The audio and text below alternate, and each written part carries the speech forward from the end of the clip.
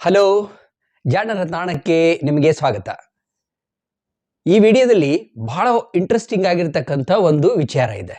ಒಬ್ಬ ವ್ಯಕ್ತಿ ಒಂದು ಸ್ಥಳಕ್ಕೆ ಹೋಗ್ತಾನೆ, 100 ದಿನ ಅಲ್ಲಿರ್ತಾನೆ, ವಾಪಸ್ ಬಂದಾಗ 10 ವರ್ಷ ಚಿಕ್ಕವನಾಗಿರ್ತಾನೆ. ಇಂಟ್ರೆಸ್ಟಿಂಗ್ ಅಲ್ವಾ? ಮತ್ತೆ ಇದು ಬರೀ ಚರ್ಮ ಮಾತ್ರ ಚೇಂಜ್ ಆಗಿತ್ತು ಅಂತಲ್ಲ, ಇಡೀ ಬಾಡಿ ಒಳಗಡೆ ಕೂಡ ಸಾಕಷ್ಟು ಬದಲಾವಣೆಗಳಾಗಿದ್ದು. ಏನಿದು ವಿಚಾರ ತಿಳ್ಕೊಳ್ಳೋಣ. ಈಗ ಯುನೈಟೆಡ್ ಸ್ಟೇಟ್ಸ್ ಆಫ್ ಅಮೆರಿಕಾ, ಅದರಲ್ಲಿ ಫ್ಲೋರಿಡಾ ರಾಜ್ಯದಲ್ಲಿ ಒಂದು ಪ್ರಾಜೆಕ್ಟ್ ನಡೆಯುತ್ತೆ. ಆ ಪ್ರಾಜೆಕ್ಟಿನ ಅನ್ವಯ ಜೋಸೆಫ್ ದಿತುರಿ ಅಂತಕ್ಕಂಥ ಒಬ್ಬ ವ್ಯಕ್ತಿಯನ್ನ ಅಂಡರ್ ವಾಟರ್ ಕಳಿಸ್ತಾರೆ. ಅಂದರೆ ಅಟ್ಲಾಂಟಿಕ್ ಸಾಗರದ ಒಳಗಡೆ ಸುಮಾರು 60 ಅಡಿ ಒಳಗಡೆ, ನೀರಿನ ಒಳಗಡೆ ಆತ ಒಂದು 100 ದಿನಗಳವರೆಗೆ ವಾಸವಾಗಿದ್ದ. ಒಬ್ಬನೇ ಅಲ್ಲಿ ಒಂಥರ ಗ್ಲಾಸ್ ಹೌಸ್, ಅದಕ್ಕೆ ಪಾಡ್ ಅಂತ ಹೇಳ್ತಾರೆ. ಆ ಪಾಡ್ ಇದಿದೆಯಲ್ಲ, ಇದು ಗ್ಲಾಸ್ ಹೌಸ್ ಅಂತ ಇಟ್ಕೊಳ್ಳಿ. ಈ ಗ್ಲಾಸ್ ಹೌಸ್ ಒಳಗಡೆ ಒಬ್ಬನೇ 100 ಡೇಸ್ ಇದ್ದು ಗಿನ್ನಿಸ್ ವರ್ಲ್ಡ್ ರೆಕಾರ್ಡನ್ನು ಮಾಡ್ತಾನೆ. 74 ದಿವಸದ ತನ್ನದೇ ಆದಂತಹ ಒಂದು ರೆಕಾರ್ಡನ್ನು ಮುರಿದು 100 ದಿನ ಅಲ್ಲಿದ್ದು ರೆಕಾರ್ಡ್ ಸ್ಥಾಪನೆ ಮಾಡ್ತಾನೆ. ಜನ ಯಾವುದಾದ್ರೂ ಒಂದು ಅದ್ಭುತಗಳನ್ನು ಮಾಡಿ ಗಿನ್ನಿಸ್ ವರ್ಲ್ಡ್ ರೆಕಾರ್ಡ್ ಮಾಡೋದೇನು ಮುಖ್ಯ ಅಲ್ಲ. ಇಲ್ಲಿ ಅದು ಅಷ್ಟು ಮುಖ್ಯ ಅಲ್ಲ. ಇಲ್ಲಿ ಮುಖ್ಯ ಆಗಿರೋದೇನೆಂದರೆ 10 ವರ್ಷ ಯಂಗ್ ಆಗಿ ಬಂದ. ಮತ್ತೆ ಆ ವ್ಯಕ್ತಿ 44 ವರ್ಷದವನು ವಾಪಸ್ ಬಂದಾಗ, 3 ತಿಂಗಳ ನಂತರ ವಾಪಸ್ ಬಂದಾಗ ನೋಡಲಿಕ್ಕೆ 33 ವರ್ಷದಂತ ಕಾಣ್ತಾ ಇದ್ದಾನೆ. ಸಮುದ್ರದ ಆಳದಲ್ಲಿ ಪ್ರೆಷರೈಸ್ಡ್ ಕಂಡೀಷನ್, ಅಂದರೆ ನಮ್ಮ ಅಟ್ಮಾಸ್ಫಿಯರಿಕ್ ಪ್ರೆಷರ್, ಈಗ ನಾವೇನಿದ್ದೀವಿ ಈಗ ಕೂಡ ನಮ್ಮ ಮೇಲೆ ಗಾಳಿಯ ಒತ್ತಡ ಇದ್ದೇ ಇರುತ್ತೆ. ಅದಕ್ಕೆ ತಕ್ಕ ಹಾಗೆ ನಮ್ಮ ಬಾಡಿ ಅದನ್ನು ಅಡ್ಜಸ್ಟ್ ಮಾಡ್ಕೊಂಡಿರುತ್ತೆ. ಒಂದು ವೇಳೆ ನಾವು ಮೇಲಕ್ಕೆ ಹೋದ್ವಿ ಅಂದ್ಕೊಳ್ರಿ, ಆಕಾಶದ ಒಳಗಡೆ ಮೇಲ್ಗಡೆ ಹೋದ್ವಿ ಅಂತಂದರೆ ಬರ್ತಾ ಬರ್ತಾ ಪ್ರೆಷರ್ ಕಡಿಮೆ ಆಗುತ್ತಾ ಹೋಗುತ್ತೆ. ಅದೇ ನೀರಿನ ಒಳಗಡೆ ಹೋಗ್ತಾ ಇದ್ರೆ, ನಾವು ಸಮುದ್ರದಲ್ಲಿ ನೀರಿನ ಒಳಗಡೆ ಹೋಗ್ತಾ ಇದ್ದ ಹಾಗೆ ಪ್ರೆಷರ್ ಜಾಸ್ತಿ ಆಗ್ತಾ ಹೋಗ್ತದೆ.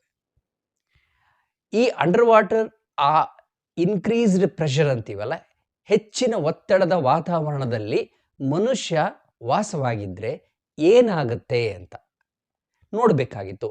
ಇದೊಂದು ಪ್ರಾಜೆಕ್ಟ್. ಈ ಪ್ರಾಜೆಕ್ಟ್ನಲ್ಲಿ ನಡೆದಿರ್ತಕ್ಕಂಥ ಒಂದು ಎಕ್ಸ್ಪರಿಮೆಂಟ್. ಆತ ವಾಪಸ್ ಬಂದಾಗ ಆತನ ದೇಹದ ಒಳಗಡೆ ಏನೇನು ಬದಲಾವಣೆಗಳಾಗಿದ್ದು ಅಂತ ಎಲ್ಲ ಮೆಡಿಕಲ್ ಚೆಕಪ್ ಆಗುತ್ತೆ. ಮೆಡಿಕಲ್ ಚೆಕಪ್ ಆದಾಗ ಕ್ರೋಮೋಸೋಮ್ ಲೆವೆಲ್ನಲ್ಲಿ ಕೂಡ, ಅಂದರೆ ಕೋಶದ ಒಳಗೆ, ಸಣ್ಣ ಸಣ್ಣ ಕೋಶದ ಒಳಗೆ ಕೂಡ ಬದಲಾವಣೆ ಆಗಿದ್ದು ಕಾಣುತ್ತೆ. ಮುಖ್ಯವಾದ ಬದಲಾವಣೆ ಕ್ರೋಮೋಸೋಮ್ನಲ್ಲಿ ಏನಾಗುತ್ತೆ, ಈ ಟಿಲೋಮರ್ಸ್ ಅಂತ ಇವೆ. ಆ ಟಿಲೋಮರ್ಸ್ ಏಜ್ ಆದಂಗೆಲ್ಲ ಏನಾಗುತ್ತೆ, ಆ ಟಿಲೋಮರ್ಸ್ ಟಿಪ್ಸ್ ಏನಿರುತ್ತೆ ಅದು ಚಿಕ್ಕದಾಗ್ತಾ ಹೋಗುತ್ತೆ, ಶಾರ್ಟನ್ ಅಂತೀವಿ. ಈಗ ಈತ ಹೋಗಿ ವಾಪಸ್ ಬಂದಾಗ ಅವನು ಚೆಕ್ ಮಾಡಿದರೆ ಅವು ಮತ್ತೆ 20% ಉದ್ದ ಆಗಿದ್ವು ಅಂತ. ಅಂದರೆ 44 ವರ್ಷದ ವ್ಯಕ್ತಿ 34 ವರ್ಷದಲ್ಲಿ ಇದ್ದಾಗ ಯಾವ ರೀತಿಯಾಗಿ ಆ ಟಿಲೋಮರ್ಸ್ ಇದ್ವೋ ಅದೇ ರೀತಿ ಆಗಿದ್ವು ಅಂತ. ಅಂದರೆ the change happened at the cellular level, ಕೋಶದ ಲೆವೆಲಲ್ಲಿ ಅವು ಬದಲಾವಣೆ ಕಂಡಿದ್ದವು ಅಂತ. ಅಷ್ಟೇ ಅಲ್ಲ, ಆತನ ಸ್ಟೆಮ್ ಸೆಲ್ಸ್ ಕೌಂಟ್ ಜಾಸ್ತಿ ಆಗಿತ್ತು, ಕೊಲೆಸ್ಟ್ರಾಲ್ ಲೆವೆಲ್ ಕಡಿಮೆ ಆಗಿತ್ತು, ಆತ ಮೊದಲಿನಿಗಿಂತ ತುಂಬ ಚೆನ್ನಾಗಿ ನಿದ್ರೆ ಮಾಡಲಿಕ್ಕೆ ಅನುಕೂಲ ಆಗಿತ್ತು. ಇವೆಲ್ಲ ಬದಲಾವಣೆಗಳನ್ನು ಕಂಡಿದ್ದ. ನೋಡಿ, ಈ ಪ್ರಾಜೆಕ್ಟಿನಿಂದ ಮುಂದೇನಾಗ್ಬೋದು ಅಂತ ನೀವು ಊಹೆ ಮಾಡಬಹುದು. ಇನ್ನೇನು ಮಾಡ್ತಾರೆ, ಸಮುದ್ರದ ಆಳದಲ್ಲಿ ದೊಡ್ಡ ದೊಡ್ಡ ರೆಸ್ಟೋರೆಂಟ್ಗಳನ್ನು ಮಾಡ್ತಾರೆ. ಜನ ದುಡ್ಡು ಕೊಟ್ಟು ಅಲ್ಲಿ ಹೋಗಿ ಇದ್ದು ವಾಪಸ್ಸು ಮತ್ತೆ 10 ವರ್ಷ ಚಿಕ್ಕವರಾಗಿ ಬರ್ತಾರೆ. ದುಡ್ಡಿದ್ದವ್ರ ಮಾತು.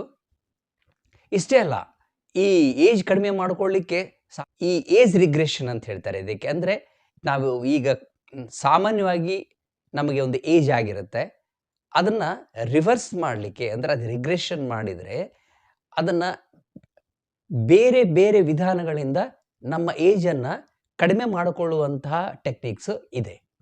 ಅದರಲ್ಲಿ ಇನ್ನೊಂದು ಬಹಳ ಇಂಪಾರ್ಟೆಂಟ್ ಆಗಿರ್ತಕ್ಕಂಥ ಮತ್ತು ಇಂಟ್ರೆಸ್ಟಿಂಗ್ ಆಗಿರ್ತಕ್ಕಂಥ ವಿಷಯ ಇದೆ, ಅದು ಉಪವಾಸ ಮಾಡೋದ್ರಿಂದ ಅಂತ.